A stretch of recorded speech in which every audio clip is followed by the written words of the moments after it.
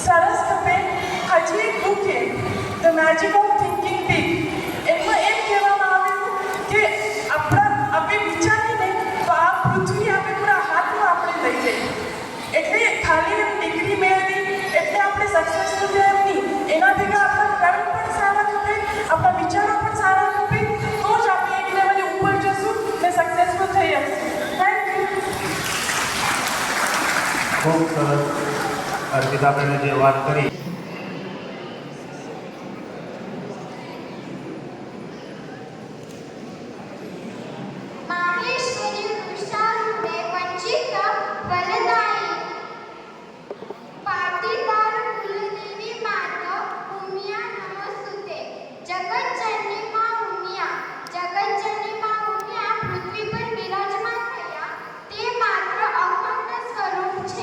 વિશ્વના 126 દેશોમાં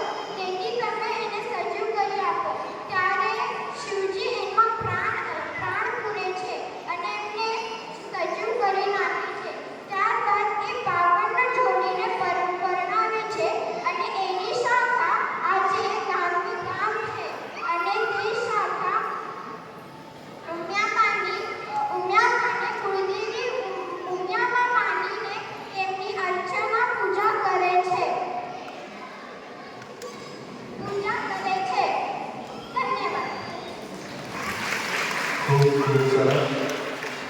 કૃષ્ણાબેન. અહીં ઉપસ્થિત સર્વેને મારા જય શ્રી કૃષ્ણ.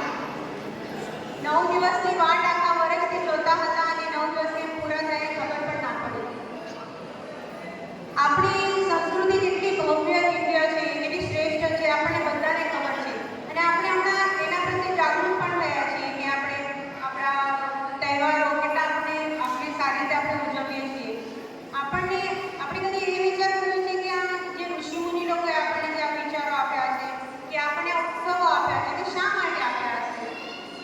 કારણ કે ઋષિમુનિઓને ખબર હતી કે ભૌતિક પ્રગતિ કે ભૌતિક વિકાસ માણસ સહેજે કરી શકશે. પેટની ભૂખ મિટાવવા માટે કાંઈ પણ કરશે, ધંધા કરશે, નોકરી કરશે, પણ અધ્યાત્મની ભૂખ એને લાગશે નહીં કદાચ. અને એટલા માટે એમણે આ ઉત્સવો આપણને આપ્યો.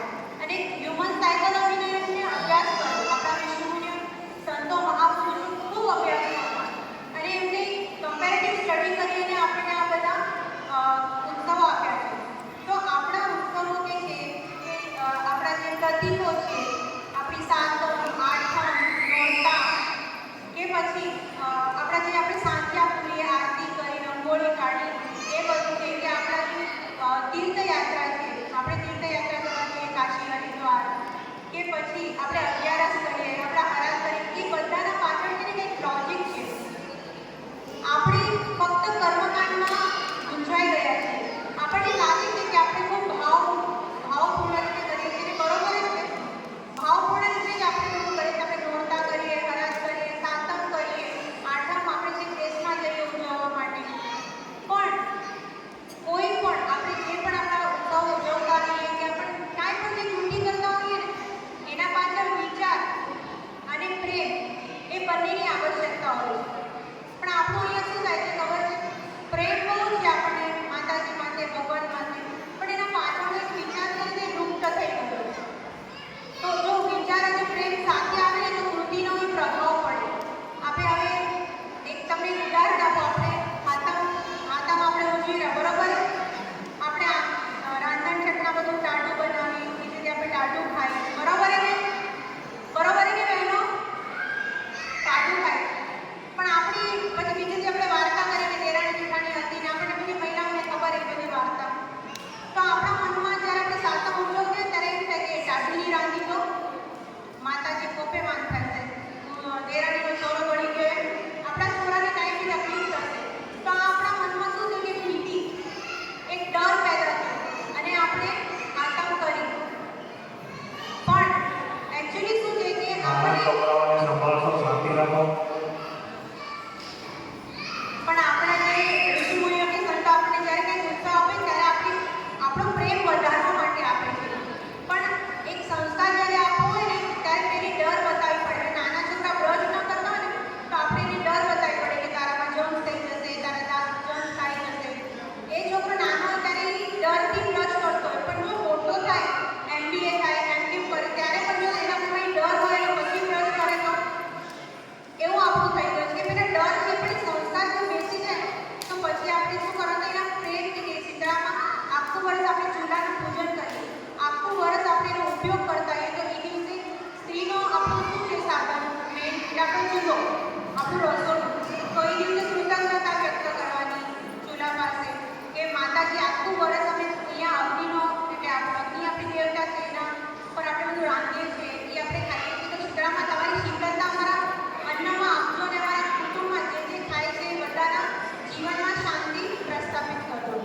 બસ આવી જ રીતે બધા આપણા ઉત્સવો પાછળ લોજિક છે, સાયન્ટિફિક રીઝન છે, પણ એના માટે આપણે જાણવું પડશે અને એના માટે આપણે ટાઈમ કાઢવો પડશે. આપણે જે કહીએ છીએ ને કુટુંબમાં બેસવું જોઈએ, રેણ કરવી જોઈએ, એમ આપણા જીવનમાં થવું જોઈએ. આપણા બોલે છે માવજી પપ્પાએ પણ કીધું કે એમને એક ફેમિલી જોઈએ કે જે સાંજ પડે એટલે મોબાઈલ સાઈડ પર રાખી દે, બરોબર ને? એવી જ રીતે તમે જો સ્વાધ્યાય પરિવારમાં જશો ને તો 8:30 વાગે તમે કોઈને પણ ફોન લગાવી ફોન નહીં પડે, કારણ કે પ્રાર્થનાનો ટાઈમ છે. તો આપણે સ્વાધ્યાય કહીએ એટલે બધાને દિમાગમાં એમ થાય કે ત્રિકાળ સંધ્યા, સવારની પ્રાર્થના, સાંજની પ્રાર્થના અને ભાવ ફેરી, એટલે ઘરના બહાર જવું, ધંધો મૂકીને જવું, એવું. પણ સ્વાધ્યાય ખૂબ વિસ્તૃત કલ્પના છે. સ્વાધ્યાય એટલે સ્વનો અધ્યાય. આપણે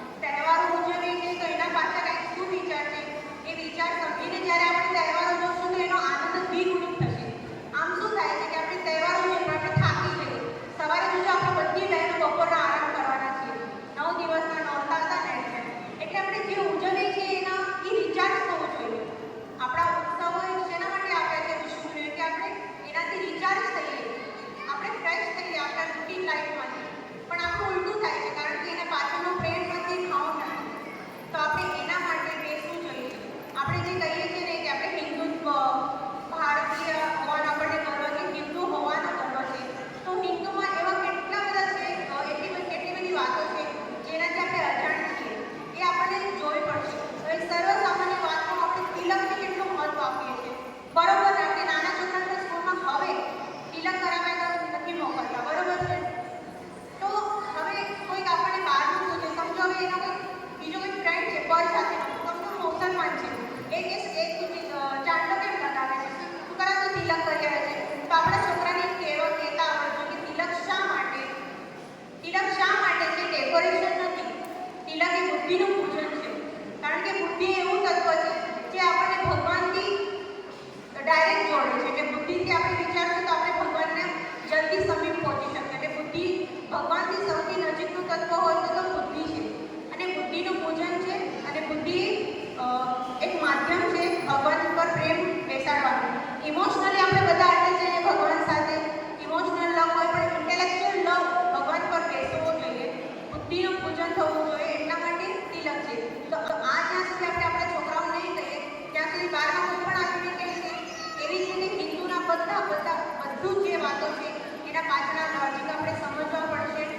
અને મારે ખરેખર એમ થાય છે કે આપણે બધા કુટુંબમાં આખા દિવસમાં એક વાર એવી રીતે બેસવું જોઈએ, પ્રાર્થના માટે બેસવું જોઈએ, ભગવાનનું નામ લેવા માટે બેસવું જોઈએ. અને આખા ગામમાં આપણે જેટલા રહીએ છીએ એમાં અઠવાડિયામાં 1 કલાક આપણે એના માટે ચિંતન મનન કરવું પડશે. કારણ કે આજનો કાળ એટલો વિપરીત થઈ ગયો છે કે આપણા છોકરાને આપણે એજ્યુકેશન ઘણું કહીશું, ડિગ્રી મેળવશે, પણ આપણા સંસ્કાર જ્યાં સુધી પક્કા નહીં હોય, એના મૂળ જ્યાં સુધી સ્ટ્રોંગ નહીં હોય ત્યાં સુધી ક્યારે પણ કોઈ પણ સૂકા પત્તાને જે મૂડી જઈ શકે છે. એટલે આપણે આપણા જે તહેવારો છે કે એના પાછળનું જે છે આપણે પણ બધા ભેદાઓ જાણવું જોઈએ. અને આપણા યુવાન આપણા દીકરા દીકરીઓને પણ કહેવું જોઈએ, નાના બાળકો માટે પણ કહેવું જોઈએ. આપણે કહીએ છીએ કે અમે રામના ઉપાસક, અમે કૃષ્ણના ઉપાસક. આપણે કહીએ આપણે રામના ઉપાસક છીએ, હર ઘર હરે કઈ રામ, હર બચ્ચા રામ, રામ નામ બોલેગા. કે આપણે કૃષ્ણના ઉપાસક છીએ, હાથી ઘોડા પાલકી જય કરીને કેટલો ખર્ચો કરીને આપણે દેશમાં જઈએ છીએ. તો કૃષ્ણ કેટલા તેજસ્વી હતા, રામ કેટલા તેજસ્વી હતા. તો એ આપણે એના ઉપાસક છીએ, તો આપણામાં તેજસ્વીતા આવવી જોઈએ કે ના આવવી જોઈએ? કૃષ્ણ તો જન્મ્યા ત્યાં મરણ સુધી એમણે કેટલો સંઘર્ષ કર્યો, લાઈફમાં કેટલો સંઘર્ષ હતો. પણ આપણે જો એના ઉપાસક કહીએ તો આપણા લાઈફમાં નાના મોટા સંઘર્ષ આવતા હોય તો આપણે બહુ હતાશ થઈ જઈએ છીએ. આપણા સમાજમાં કેટલા કિસ્સા બનેલા છે કે કાંઈ પણ હશે, કાંઈક એ લોકોના મેટર એ પણ મોબાઈલમાં પણ આપણે જોઈએ છીએ. આપણા કચ્છ ગઢવા પાટીદારના યુવક યુવતીઓ એવા પગલાઓ પાડે છે કે જે અનપેક્ષિત છે. આપણે કૃષ્ણના ઉપાસક છીએ, આપણે રામના ઉપાસક છીએ, તો આપણામાં જીવનમાં તેજસ્વીતા હોવી જોઈએ કે નહીં? આપણે છોકરીઓને કેટલું આપણે ભણાવીએ છીએ, ભણાવવું જ જોઈએ, જોબ કરાવવી જ જોઈએ, પણ સાથે સાથે એનામાં જે આપણે પૌરુષ તત્વ એનામાં ઉમેરી છે, પૌરુષ ગુણ કે ધાડસ કરવી જોઈએ, આમ બોલવું જોઈએ, તેમ બોલવું જોઈએ, આગળ વધવું જોઈએ, બરોબર છે. પણ સાથે સાથેના સ્ત્રીત્વના જે ગુણ છે એને વિલુપ્ત ના થવા જોઈએ. જેમ કે સહનશીલતા છે, વિનય છે, વિવેક છે, ત્યાં સાસરે જઈને આપણે એને એ બધું આપણે એને જે ભૌતિક રીતે કે એજ્યુકેશનલી આપણે એને સ્ટ્રોંગ કરતા હોય તો આ પણ ગુણ એનામાં સ્ટ્રોંગ કરવા જોઈએ. ક્યાં પોતાની વાત રાખવી, કેવી રીતે રાખવી, ક્યાં થોડું પાછી રહેવી, ક્યાં થોડું આપણી વાતને થોડું સેકન્ડ પ્રાયોરિટી આપવી, કુટુંબની વાતને પહેલી પ્રાયોરિટી આપવી. ત્યાં પણ આપણે મા બાપ જ છે, ત્યાં પણ આપણી નણંદો, આપણી બહેનો છે, તે છે, આપણા ભાઈઓ છે. એટલે આ બધી જે વાતો છે આના ખૂબ જરૂરી છે. એજ્યુકેશન દેવું જ જોઈએ, પણ સાથે સાથે આ ગુણો પણ મને એમ થાય છે કે આપણે આપણી દીકરીઓને શીખવીએ તો હમણાં જે કુટુંબોમાં જે વિચ્છિન્નતા આવી રહી છે કે સમાજોમાં આપણને ક્યાં કોઈ પરિવારમાં એવું દેખાઈ રહ્યું છે તો એ ના બને. અને આપણે હવે ખરેખર હવેના પહેલાં આપણે આપણા મા બાપને કાંઈ પૂછ્યું નથી કે નહીં, પણ આપણા છોકરો આપણને સવાલ કરે છે કે આ શા માટે, તે શા માટે, દીવો શા માટે, આરતી શા માટે, રંગોળી શા માટે, રામનવમીને તો આપણે સુકાઓ મનાવવાની, કૃષ્ણ જન્મ શા માટે. તો એ બધા માટે આપણે ભેગા થઈએ, એના માટે ચિંતન મનન કરીએ, સ્વાધ્યાય કરીએ અને આપણા છોકરીઓને સ્ટ્રોંગ બનાવીને આપણે પણ સ્ટ્રોંગ થઈએ. ત્યાર પછી આપણે કહીએ કે હમ હિન્દુ હૈ, હમ ભારતીય હૈ, भारतीय होने पर हमें गर्व है, हिंदू होने पर हमें गर्व है, पाटीदार होने पर हमें गर्व है. अस्तु. हमें कथा કે વડીલો, માતાઓ, ભાઈઓ, બહેનો, આપણે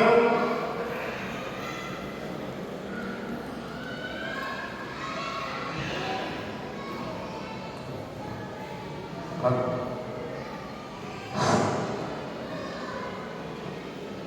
આપણે જે હમણાં નવીન બહુ કહી ગયા કે જે મંતવ્ય થયા સિદ્ધેશ્વરજી જે કહી ગયા કે અત્યારે જે આપણા બાળકોએ જે નાટિકાઓ સાદર કરી તો ખરોખર બધાને ધન્યવાદ એ કે એક આપણી સમજાવે છે કે આપણે આપણા સંસ્કૃતિનું જતન કરવું. હવે આપણે જે આ બધા સમય કપડું હમણાં જે સુરેશભાઈ વાત કરી એ હિસાબે દરેક ઘરમાં આપણા નાના બાળકો જન્મે ધીરે ધીરે મોટા થાય ત્યારે એને નાનપણથી જ ઘરમાં સંસ્કાર એને ધર્મ માનવમાં કે જે રુચિ લાગે એ ટાઈપનું દરેક ઘરોમાંથી એને સિંચન થવું જોઈએ. અને એ સિંચન ક્યારે થઈ શકે કે અત્યારે આપણે પણ હજી સારું છે આપણું કે આપણે બધા દાદા દાદી મા બાપ એ બધા આપણે ભેગા રહી છે. પણ હવે આપણે જે બધું નોખું જે સંસ્કૃતિનું એ બધા ઘર નોકા ગપે જૂના નોકા ગપે હજી આપણે લગભગ તમે મરાઠી થઈ જશે થોડાક ધીમા કે હું દીકરો ભણે એટલે બાપુ નોકી વ્યવસ્થા રાખે હજી થોડું ઠીક છે કે થોડું હજી માને નહીં એટલે હાલે પણ એનામાં આપણે નુકસાન બહુ મોટું થશે. એ અત્યારે વિચાર કરો કે હવે આપણે પોતરું હોય પડપોતરું તો એ જે પડદાની કે દાદાને હોય એ જે દીકરાની એ સંતાનને જે સંસ્કાર આપીએ એટલે એ આપણે નોકા દસું સંસ્કાર આપણને નહીં મળે. એટલે આ ખરોખર સમજવાની જરૂર છે. ભલે સમય અનુસાર કે આપણે પરિવર્તન જરૂરી છે પણ એની સાથે સાથે આપણા સંસ્કાર ટકી રહે અને આપણા વડીલોએ જે આ કંટ્રોલ મહેનત કરીને હું વારંવાર કહું છું કે ખરોખર કે હવે આ રેહન બધી ફોનના હિસાબે બંધ થઈ ગયું પણ આપણા વડીલો પાસે કે માતાઓ પાસે બેસીને એ બધા મોટા વડીલો પાસે તમે સાંભળો એ લોકોએ કચ્છમાં કેટલું સંઘર્ષ કર્યું કે એ જે આપણે અત્યારે ખેતીવાડીના કામ અને ખરોખર એ વડીલોની સાથે સાથે ધીરે ધીરે માહોલીઓને એટલું બધું કામ હતું કે ઘરના કામ કરીને પણ ખંભે ખંભા મરાવીને આપણા વડીલોને અને એ વખતે તમે વિચાર કરો કે 5, 5, 6, 6, 8 સંતાન 8મી સુધી હું નંબર ભર્યો મને નજીક ખબર હોય તો મેં જોયેલું હોય કે ખરોખર એ માતાઓને ધન્યવાદ દેવા તમે માનવી ભાઈ એ વડીલો બિચારા મારે કેવું કરતા અને 8 સંતાનોને સમજી લો કે માવડી ક્યારેક એમની ખેતીવાડી પણ નહોતી પણ તોય પણ એ મોર મજૂરી કરીને દીકરીઓને સંસ્કાર અને આજે એ માવડી જે સંસ્કાર આપેલી જે દીકરી હોય ને જ્યાં ત્યાં ખરોખર આપણે જોઈએ તો એ નંદનવનના ઘોડે એના પરિવાર આપી. હવે આજે આપણે એક સમસ્યા આપણા સમાજમાં મોટામાં મોટી ઊભી ચાલુ છે કે સગપણની સમસ્યા. હવે આ સગપણની સમસ્યા આપણે વિચાર કરીએ ને તો એ આપણે ઊભી કરેલી સમસ્યા એ ખરોખર આપણે ઊભી કરેલી સમસ્યા એ કે આપણી દીકરી અને માની જે અપેક્ષા છે એ બહુ મતલબ કે બહુની વાત છે કે આપણે ખરોખર એમાંથી થોડું સુધારવાની જરૂર છે કે આપણી દીકરીઓને આપણે સમયસર પરણાવવાની જરૂર છે. હવે આપણે કેવું થાય છે કે આજે આપણા ઘરમાં 23 વર્ષની દીકરી હોય વડીલો કે આપણે કહીશું કે હવે આપણે સત્પર કરી તો ક્યાંથી ચાલુ થાય હરિવાર આ ખરોખર એટલે કોઈની ટીકા નથી કરતો પણ એ વસ્તુ તમે દીકરીઓને ગમે એટલી ભણાવો તો મારું સ્પષ્ટ બાબતમાં કહેવાનું હોય તમે એને ભલે નોકરી કરાવો કે ગમે કરો પણ સાથે સાથે એ સાસરે ગયા પછી તમારી દીકરીની ફરજમાં શું આવે એ જો દીકરી ત્યાં સમજીને એનામાં સંસારીઓ ચલાવે તો તમારી ભણતરની કિંમત નહીં તો એ ભણતરની કિંમત એકદમ શૂન્ય. એટલે દરેક માતાઓને બહેનોને કે દીકરીઓને કળકળીને વિનંતી કે તમે ગમે એટલું ભણો ભણતર જરૂરી છે પણ એની સાથે સાથે આપણી સંસ્કૃતિ શું કહેવી આપણા વડીલમાં તો શું કહેવા એ સમજી લો કે કહેતા હો તો આપણે એક વખત સાંભળી લેવું જોઈએ. ભલે ક્યાંક આપણે ખોટું કહેતા હો તો સાંભળી લેવું પછી શાંત થાય ત્યારે ભલે જે વસ્તુ હોય આપણે એનું કાંઈ નિરાકરણ કરો પણ આ બધું આપણે વડીલોને કંઈ તમને ખબર ન પડે આમ ન થાય તેમ ન થાય એ વસ્તુ બહુ અને આ વિચાર કરો મેં કદી પણ કહેલું કે આજ આપણા વડીલોએ આ પ્લેટફોર્મ તૈયાર કરેલું હોય જોવાનું સાંભળવું એના પ્લેટફોર્મમાં આપણે બેઠા આપણે તો કર્તવ્યકારી કાયમ નથી. એટલે હવે યુવાનોને પણ ભણાવવાને કે હવે આપણા ધંધા કે જે આપણા કોમ્પિટિશન વધેલા એનામાં આપણા ધંધાને ભલે તમે ખર્ચા 5 ના 10 રૂપિયા વાપરો પણ એ 10 ના અમે 20 રૂપિયા કેમ કમાવા એ તમારામાં તાકાત હોવી જોઈએ તો જ આપણે આગળ નીકળી આવશું. એ તો વડીલોએ તો કે પ્લેટફોર્મ કરી દીધું. હવે એનામાં તમે સમજી લો પછી વડીલોની પ્રોપર્ટી વેચો ને જલસા કરો એનો કાંઈ મતલબ નથી. ઋષભે જે વાત કરી કે ભાઈ હવે આપણે ભણતર ક્યાં જે છોકરાઓ બરોબર ભણવાની જરૂર છે અને આપણે સારામાં સારું ભણી અને ક્યાંક આપણે સારા વડીલ છીએ છે. અત્યારે કાર્તિક અને ભાવિકાબેન કેટલા વર્ષ ત્યાં 2-3 વર્ષ થયા તો અત્યારે સારામાં સારું એ લોકોનું ભણતરના હિસાબે કે બહુ સરસ એટલે ટૂંક સમયમાં ખરોખર એકદમ સારામાં સારું યુનિવર્સિટી એ સારી દરેક એક નંબર ઉડી કરવા જાય છે અને એમાં એની સારી કમાણી છે એટલે આપણે દરેક યુવાનો ખૂબ માન્યતા બતાવી તો એ લોકોને કે ખરોખર કાર્તિક અને ના હિસાબે આપણા જે યુવાનો કે જે યુવતી છે એ આગળ પર આપણે એ હિસાબે આપણે તૈયાર થઈ અને ભણતરનું ઉપયોગ કરીને આગળ આપણે વધી કે આપણા વડીલોના વડીલોમાં આપણે હાથમાં લગાવી કે સારા વિચારોથી આપણે શું કર્યું ખપે ક્યાં આપણા પૈસા ખોટી થતા હોય ક્યાં વ્યવસ્થિત આપણે ઇન્વેસ્ટ કર્યા કરતા એ બધું આપણને જોવું પડશે.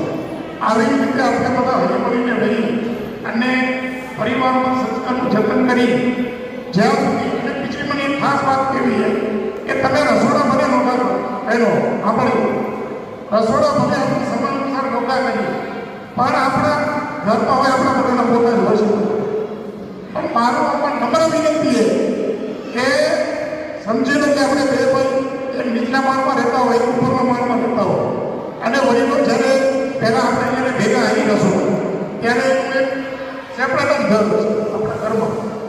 પણ જ્યારે આપણે રસોડા નોકા કરી ઠીક છે બધા ઘરમાં થતું હશે એવું મારું કહેવું મારી એક મીઠી ભલામણ કે આપણા વડીલો માટે તમે રસોડા ભલે નોકા કરો એનું ભલે જમવાના વાળા કરો પણ એમનું જે રહેતા હોય મહેરબાની એક જગ્યાએ રહેવું ધ્યાન મને જો એટલે એને તમે સમજી લો કે મારો ભક્ત એટલે માને આપણે પેલા ઘરે ધ્યાન નથી મહેરબાની કરીને એવું ન હોવું જોઈએ.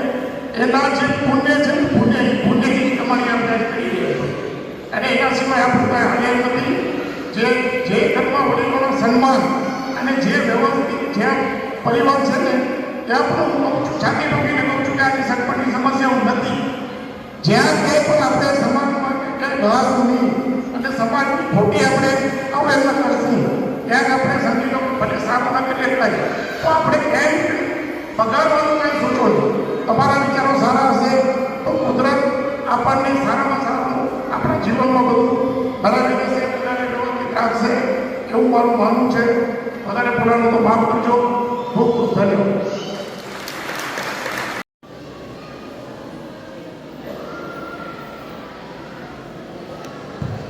નાવિનભાઈ મોરોલી. નાવિનભાઈ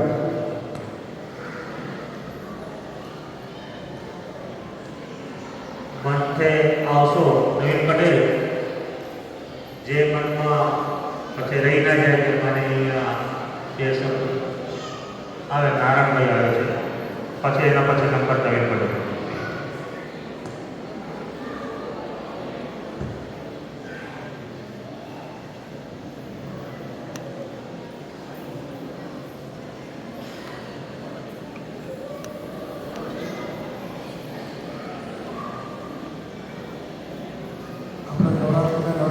સાથે રહ્યા અને મા અંબા માટે કુળદેવી વિદ્યા માટે આપણી શક્તિ માટે આ શક્તિ 9 દિવસ પૂરતી નથી. આપણા આયુષ્યની અંદર આપણે જ્યાં સુધી જીવીએ ને એની સતત એ પ્રયત્ન કરવા જરૂરી છે. આ મારું શરીર કેવી રીતે ચાલે કોણ ચાલે છે? ગીતાના 15મા અધ્યાયના 15મા શ્લોકમાં કહેલું હોય સર્વસ્વ સહાનુભૂતિ સન્નિવિષ્ટ. ભગવંત મારો બરોબર છે. ભગવંત મંદિર એક માધ્યમ છે. મંદિર સર્વ નથી પણ આપણું ઘર છે એને મંદિર બનાવવું છે. કેમ બનાવવું, શું કરવું, પ્રત્યેક વ્યક્તિ નક્કી કરે. સવારમાં ઉઠીએ એટલે આપણે ભગવાનને યાદ કરવાના, રાતે સૂઈએ કંઈ યાદ કરવાના, જમીએ ત્યારે સાથે જઈએ. આ 3 વખત સવારમાં ઉઠીએ એટલે આપણને સ્મૃતિ આપે ભગવાન. રાતના હોઈ જઈએ અને આપણી સ્મૃતિ બધી જતી રહે ત્યારે નિંદ્ર આવે અને નિંદ્ર આવ્યા પછી ઉઠ્યા પછી ભગવાન સ્મૃતિ રહે એટલે આપણે પાછા આપણું કાર્ય શરૂ કરીએ. અને જમીએ ત્યારે ભગવાન આપણને શક્તિ દે અને રાતે સૂઈએ ને ત્યારે શાંતિ દે. શાંતિ ક્યાં તો રાત્રે ઊંઘ સારી આવી જાય તો શાંતિ મળે તો ન મળે. એટલે મહાપુરુષો ઘણા મહેનત કરે છે. આપણે ઘણી વખત એવું વાતું કરીએ કે ખરેખર આપણા ધર્મગુરુ કોઈ રહે નહીં. ધર્મગુરુ છે પણ આપણી દ્રષ્ટિ નથી, આપણે વાર નથી, આપણે સંગી માર્ગે જવાની તૈયારી નથી. આજે બિઝનેસ માટે બેંગ્લોરમાં હોય કોઈ ફંક્શન ધંધાકીય તો આપણે જઈએ છીએ, એ બધું વધારીએ છીએ. પણ જેના થકી મારું શરીર ચલાવે છે, ઉઠાડે છે, ખાધેલું પચાવે છે, લોહી બનાવે છે, અનેક ઘણા માનસે કે રૂપિયા છે, પૈસા છે, પણ લોહીનું મીઠું કંઈ બનાવ્યું તો આ ફેક્ટરી બધી કેવું ચાલે છે? આજે માં સીતા જવા હોય ને આ બધી જગજનની બેઠી હોય એટલે એકાદી વિનંતીઓ શિવાજી મહારાજના જીજાભાઈ હતા, આવા અનેક સીઓ બની છે. તો આપણે થોડો એવો ગર્વ હોવો જોઈએ કે આજે ખરેખર કે આપણી જે પ્રત્યેકની માં છે, આપણને 9 મહિના વધારવાના છે, જન્મ દે, ખાવું દે, છીજ હોય. આજની કઈ માએ ગમે એટલો દીકરાથી વાંધો હોય પણ કઈ માએ એમ નથી કહ્યું કે મારે તારા માટે બી આપણો શ્રમ કર્યો. તો ખરેખર વડીલોના અને મા બાપના તમે વિચાર કરો ને કે કાકા લઈને સાહેબ લખવા બનો તો એનું આનંદ પૂરા ન થાય. એટલા બધા એના મા બાપનો રોલ છે. ભૂલો ભલે બીજો બધું પણ મા બાપને બોલતા ખરેખર કે ગમે એટલા પૈસાના ભાવ પણ મા બાપને આજે પહેલાં આપણે જે મહાપુરુષો એમ કહી જાય માતૃદેવો ભવ, પિતૃદેવો ભવ, માને દેવમાં, વડીલને દેવમાં. આપણે તો ઘણા બધા ભટકી રહ્યા રૂપિયા. જય માતાજી. થોડીક કચ્છની જૂની વાત આપને કહેવા માંગુ છું. અત્યારે હવે જમાનો બદલાયો છે પણ કચ્છમાં પહેલાં 9, 10 દિવસ નાટક થતા. એ નાટક આપણે 4 નાટક કે 5 નાટક કરતા. આપણા ભાઈઓ જે નાટક કરતા એમાં લેડીઝ પાત્ર પણ જેન્ટ્સ જ લેતા હતા ને ખરેખર એ લેડીઝ પાત્ર એવા થતા કે અત્યારની લેડીઝો પણ કરી નથી શકતી એમ. તો એ નાટક 9 થતા અને કદાચ એક બાકી રહી ગયો હોય તો દશેરાને દિવસે પણ નાટક થતા. અને ખરેખર આપણે 30 કિલોમીટર અને 20 કિલોમીટરમાંથી ઘણા દૂરથી બીજા ગામવાળા પણ જોવા આવતા અને હાલીને આવતા. કોઈ સાધન નહોતા અને હાલીને જતા પાછા. નાટક 3:30, 4 વાગ્યા સુધી સવારમાં રહેતા અને એ બધા હાલીને આવતા. ને પહેલાં નાટક એવા હતા કે આપણે ચોકની અંદર કે વથાણની અંદર એ નાટક ભજવવામાં આવતા હતા. અને એમાં આપણે એક પહેલાં જમાનો એવો હતો કે આપણે એક જગ્યા રાખવી પડતી, કારણ કે જગ્યા પૂછાઈ ગયા હતા. આપણા ઘરમાં કેટલા 4 માણસો 5 માણસો જે જોવાવાળા હોય તો એની લેડીઝો ઘરના મા એટલે મા અને ભાભી કે જે હોય એના માટે એટલી જગ્યા આમ પૂછાઈ હતા અને આમ ઓલો કરતા પાળી કરી હતા અને ગુણ રાખ્યા હતા. એટલે જગ્યા પૂછાઈ હતા, ગુણ રાખ્યા હતા, એટલે એની જગ્યા ત્યાં જ રહેતી એમ. એના પછી હવળે તાડપત્રી આવી, કાગળિયા પથરાવા માંડ્યા. એના પછી હવળે જમાનો ચેન્જ થયો. તો ખરેખર એ નાટકમાં જે મજા આવતી હતી અને અત્યારે જમાનો ચેન્જ થયો છે તો એક નાટકની ઝલક છે કે હું તમને એક છપ્પો બોલી બતાવું છું. તલવાર ચલાવે ભાઈ પર ને ભાઈ શું જોયા કરે, ગા પડે પ્રતિમા પર ને પૂજારી શું જોયા કરે. રીબાઈ ગઈ છે રંગત રાખડી અને વસ્ત્ર શું જોયા કરે. શ્રી ઉમરે મહાત્માને સંતાન શું જોયા કરે. પાટીઓ ખત મજા છે ને પાટી આવી કરે મને કચ્છી મગવો તો ચેરા જવાબ. પાટીઓ તમને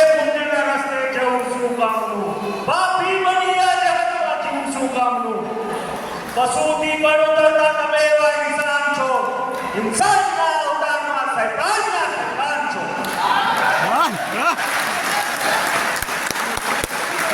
વંકા કોર વંકા વાળી અવાજ અને વંકા કુવા કરે છે પાણી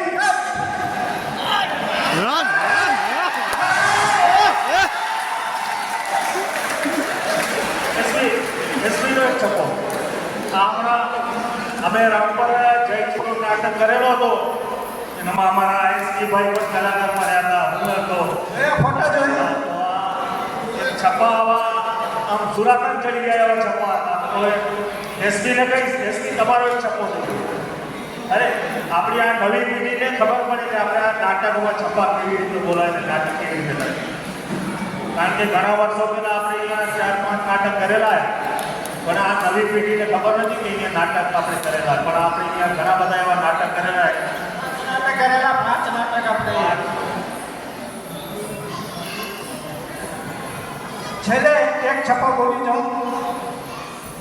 દૂધ પાયું છે અમને તું રમતી ગયો, વિશ્વાસ કરતી તું થઈ આ કચ્છને ભરતી ગયો. ખૂબ ખૂબ ધન્યવાદ. વાહ. જયંતિભાઈ લેડીઝ પાત્ર ઘણા બધા કરેલા છે. તો ધન્યવાદ જયંતિભાઈને, જૂની સંસ્કૃતિની તમે યાદ જોડાવી. હવે એવું લાગે છે કે આપણે જય ભવાનીમાં પણ નાટક કરવા વાંધો નથી. હજી આપણા જૂના કલાકાર. જય માતાજી. આપણે વર્ષોથી આપણી પરંપરા મુજબ નવરાત્રિના આ 9 દિવસ આપણે એક તહેવાર ઉજવતા આવ્યા છીએ અને ઉજવતા રહેશું એવી મા જગદંબા ચરણે પ્રાર્થના સાથે ઉપસ્થિત વડીલો, માતાઓ, ભાઈઓ, બહેનો તથા નાના પુરુષો,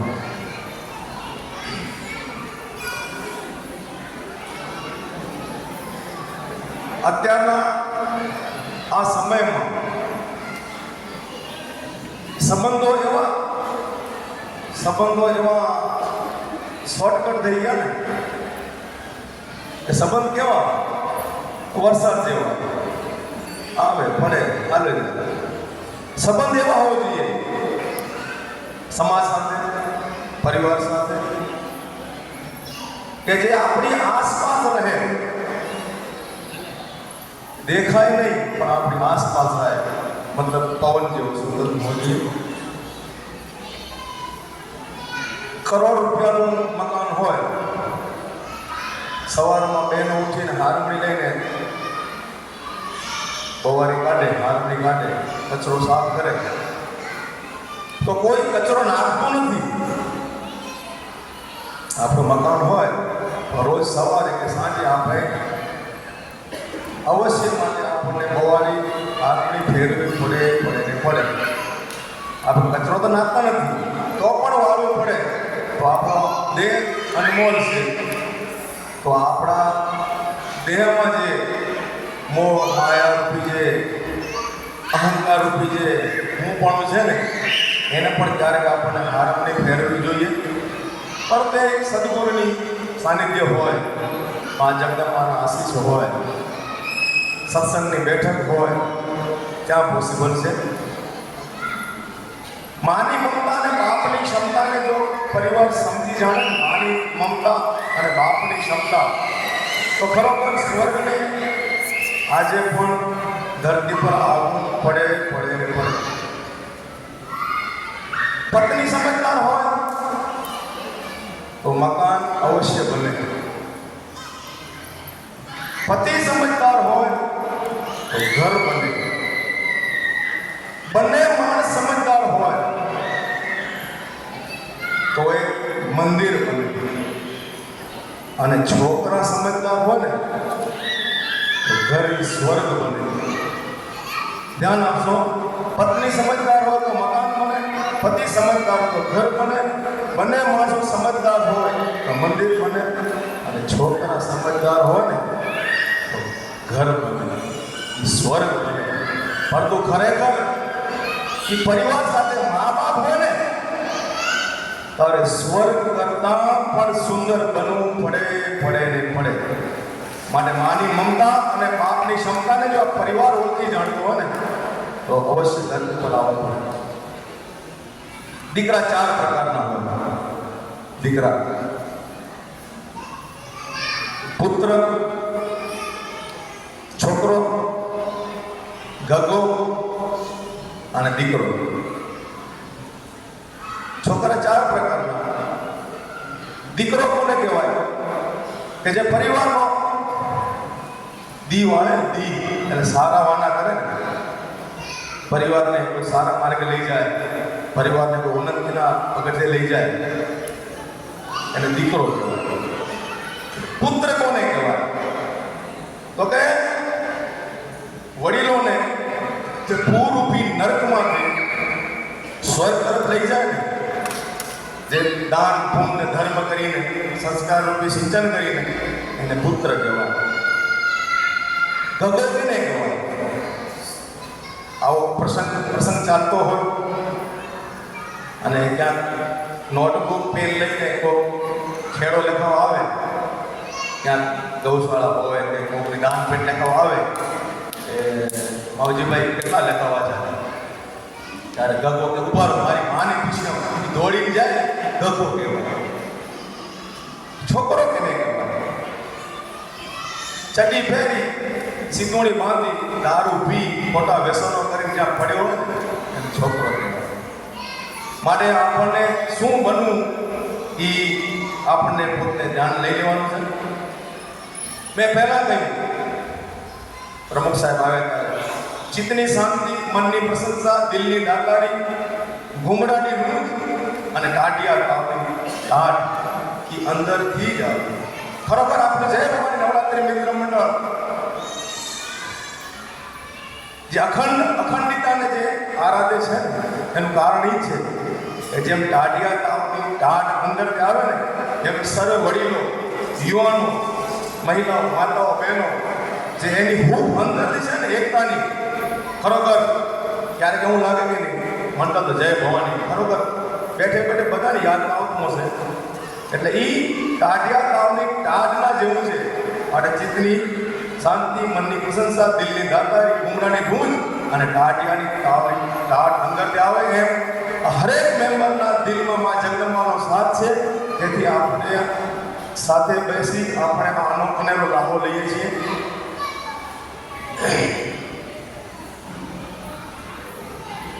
એક મને નાનો પ્રસંગ યાદ આવ્યો.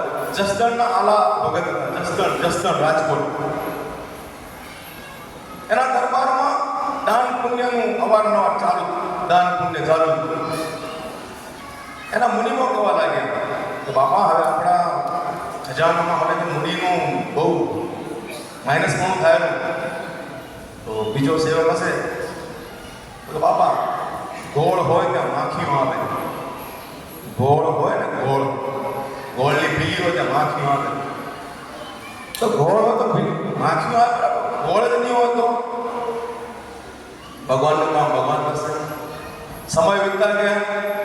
એક દિવસ આલા જસદણ દરબારમાં બેઠા હતા એને વિચાર આવ્યો.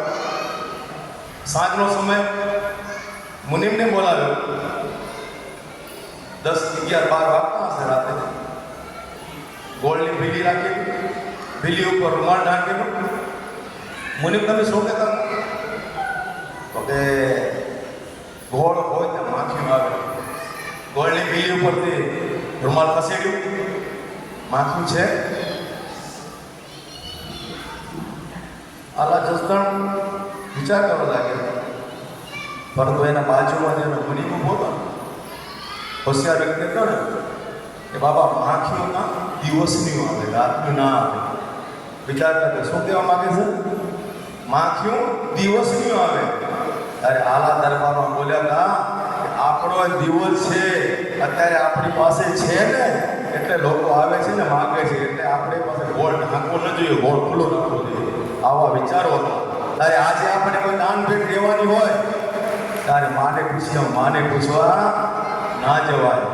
આપણો પરસેવાથી મળાવેલો ધન આપણા પરસેવાથી મેળવેલું ધન પર સેવામાં જ્યારે લાગશે ને ત્યારે તાળીઓ વાગશે. ખાલી પરસેવો વાળીને પૈસા મેળવવા જોઈએ, પર સેવામાં વાપરવું પડશે.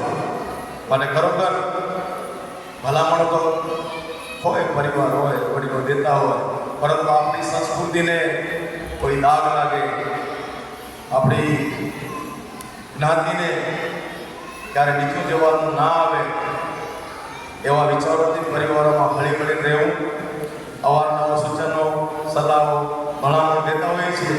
ક્યારેક અમને એવું લાગે કે આ અમને ભલામણ દેવી ન જોઈએ, છતાં એક ચીજ ન જતા હોય.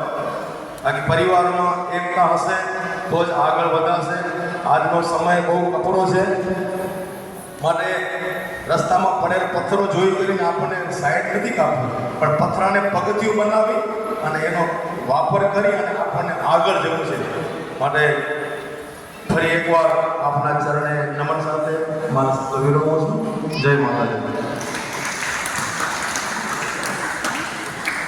ખૂબ ખૂબ ધન્યવાદ ભાવજીભાઈએ જે એના વાણીમાં આપણે વિચાર કર્યા કે આપણે જય નવરાત્રિ મિત્ર મંડળ અંગીકાર કરશે એવી સર્વે વતીથી આપણી આશા.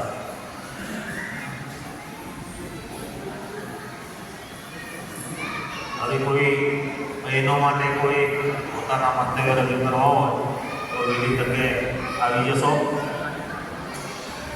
યુવાન ભાઈઓ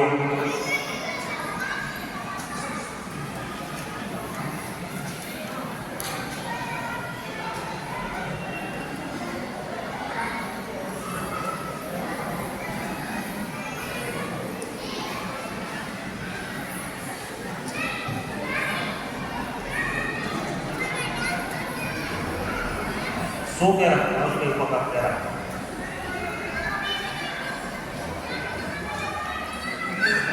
રમવું હોય બરાબર. એ કોઈના મંતવ્ય ના હોય તો આભાર વિધિ તરફ જઈએ. એક મિનિટ ભલે વાંધો નહીં, આવો નવીન બદલાવો.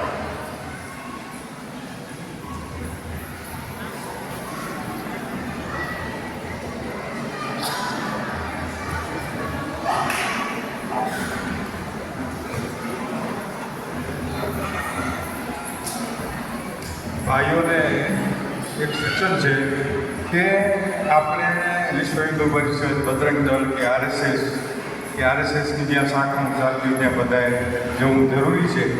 જશો તો શું થાય, ભૌતિક શારીરિક તમારો વિકાસ થશે અને રાષ્ટ્રના કામમાં આપણે ક્યાંક ઉપયોગી પડશું. હવે સમજી લો કે પહેલો ભજન કરતી હોય તો ભજન કર્યા પછી રાષ્ટ્રની વાતો કરો, સારા વિચારોની વાતો કરો અને આપણા આજુબાજુના લોકોને તમે જાગૃત કરો. સ્વાધ્યાય કરતા હોય તો સ્વાધ્યાયનો જે કાર્યક્રમ આપણું જે બોલવાનું હોય કે જે આપણું પ્રવચન હોય પૂરા કર્યા પછી તમે રાષ્ટ્રની થોડી વાતો કરો તો એ આપણા ભાઈઓને, હિન્દુ ભાઈઓને, સનાતની હિન્દુઓને એમ થાય કે આપણું રાષ્ટ્ર માટે આપણે કંઈક કરવું જોઈએ. રાષ્ટ્ર પ્રથમ હોવું જોઈએ, પછી આપણો સમાજ, પછી આપણો પરિવાર, પછી છેલ્લે આપણે હોવા જોઈએ.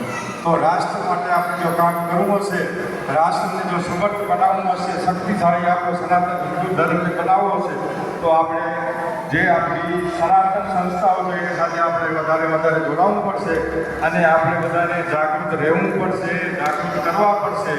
આપણે જાગૃત થશું તો દુશ્મન અહીંયાથી ભાગશે અને આપણે એને અહીંયાથી ભગાડવા છે એમ તમે નિશ્ચય કરો અને આપણે વધારે સનાતનને જાગૃત કેમ કરવા એના બધાને આપણે સાથે મળીને પ્રયત્ન કરવા છે.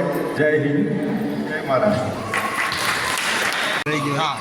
ઉપસ્થિત સર્વે વડીલો, માતાઓ, બહેનો, ભાઈઓ તેમજ નાના ભૂલકાઓ, 9 દિવસ નવરાત્રિ ખૂબ માણી માતાજીની ઉપાસના કરી આજે છેલ્લો દિવસ અને છેલ્લે આભાર વિધિનું કામ મને સોંપવામાં આવ્યું છે જેને હું પૂરેપૂરો ન્યાય આપવાનો પ્રયત્ન કરીશ. સર્વપ્રથમ સર્વે ભાવિકો, માતાઓ, બહેનો, ભાઈઓ બહેનો તેમજ નાના ભૂલકાઓ 9 દિવસ હાજર રહ્યા, માતાજીના પ્રાંગણની શોભા વધારી તે બદલ સર્વે માતાજીના ભાવિકોનો હું ખૂબ ખૂબ આભાર માનું છું. ત્યારબાદ આ કાર્યક્રમને ખરેખર સુંદર બનાવ્યો આપણા વાજિંદ્ર મંડળ સર્વે ભાઈઓ. હું કોઈનું પર્સનલ નામ નહીં લઉં, પણ સર્વે વાજિંદ્ર મંડળ ભાઈઓ, ગાયક કલાકારો, એ ભાઈઓનો પણ ખૂબ ખૂબ આભાર.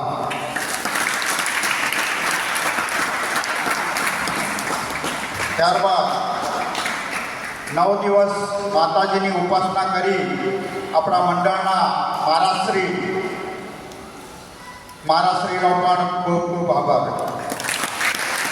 તેમજ વિવિધ કમિટીના ભાઈઓ કે જેઓએ આ પ્રોગ્રામને સફળ બનાવવામાં પોતાનું યોગદાન આપ્યું. સ્ટોલ કમિટીના ભાઈઓ, પ્રસાદ વિતરણ કમિટી, રસોડા કમિટી, પીરસવા કમિટીના ભાઈઓ, સ્ટેજ સજાવટ ભાઈઓ, માઇક અને લાઇટ કમિટીના ભાઈઓ, એ સર્વે ભાઈઓનો મંડળ વતીથી ખૂબ ખૂબ આભાર. તેમજ સર્વે સાંસ્કૃતિક કાર્યક્રમ દરરોજ આપણે માણતા હતા, એ સર્વે કલાકારોનો ખૂબ ખૂબ આભાર કે સરસ એવા પ્રોગ્રામ સાદર કરી આપને પ્રોત્સાહિત કર્યા. ત્યારબાદ આપણે 9 દિવસ અહીંયા સરસ મજાની રસોઈ બનાવી જમાડ્યા. તો આપણા આચાર્ય શ્રી રમેશભાઈનો પણ ખૂબ ખૂબ આભાર. તેમજ આપણા મંડળના એક આર્થિક સહયોગ તરીકે બેનર કમિટીના ભાઈઓએ જે કાર્ય કર્યું અને ભંડોળ ઊભું કરવાનો પ્રયત્ન કર્યો, એ બેનર કમિટીના ભાઈઓનો પણ ખૂબ ખૂબ આભાર. તેમજ જાણે અજાણે આ પ્રોગ્રામમાં જે પણ સહયોગ આપ્યો હોય અને મારાથી નામ લેવાનું રહી ગયું હોય તો પણ તે ભાઈઓનો પણ જય ભવાની મિત્ર મંડળ વતીથી ખૂબ ખૂબ આભાર. ધન્યવાદ.